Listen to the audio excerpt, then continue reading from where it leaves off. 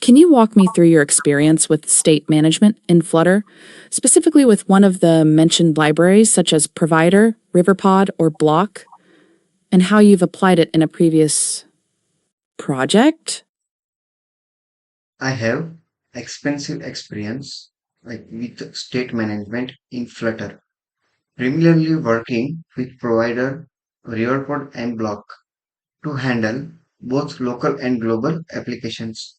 In my previous project, I utilized Block for complex features like authentication and checkout to strictly separate business logic from the UI.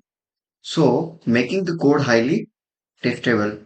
For simpler states and dependency injection, I prefer a provider or Riverpod, which help reduce boilerplate, optimize widgets, re-render with and keep the architecture scalable and clean.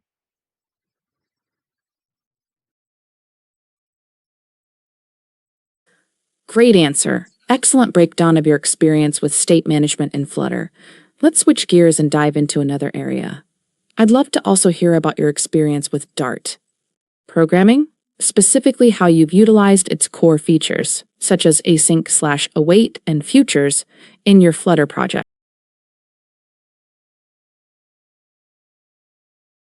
Interesting approach to using Provider for state management. You mentioned it provides a simple and efficient way to manage data, but I'm curious to know more about a specific scenario where you had to troubleshoot an issue with Provider. How did you handle a situation where the app's performance was impacted due to excessive widget rebuilds? Sorry, I don't know the answer.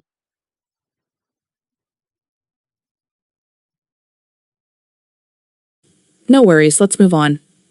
Okay, so in Dart programming, how would you optimize the performance of a Flutter app when dealing with large datasets and complex computations?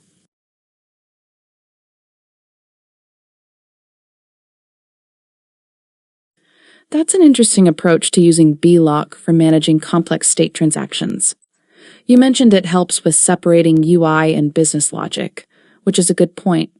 Can you walk me through how you would handle error handling in a multi-step checkout flow using BO So, Flutter SDK is an open source UI toolkit by Google used to build a mobile, web, and desktop apps from a single code base. It uses Dart and provides ready-made widgets, fast UI development. That's quite a departure from the topic of block and error handling. How do you think your experience with Flutter and Dart would help you adapt to using block for state management in a complex scenario like a multi-step checkout flow?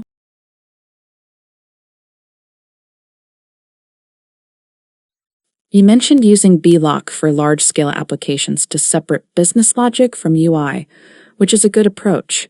Can you give me a specific example of how you've implemented block in a previous project to handle a complex business logic scenario?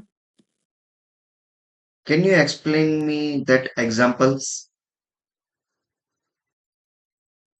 I think you might have missed my question. I was asking about a specific example of implementing block in a previous project to handle complex business logic. Can you describe a scenario where you used block to separate business logic from UI?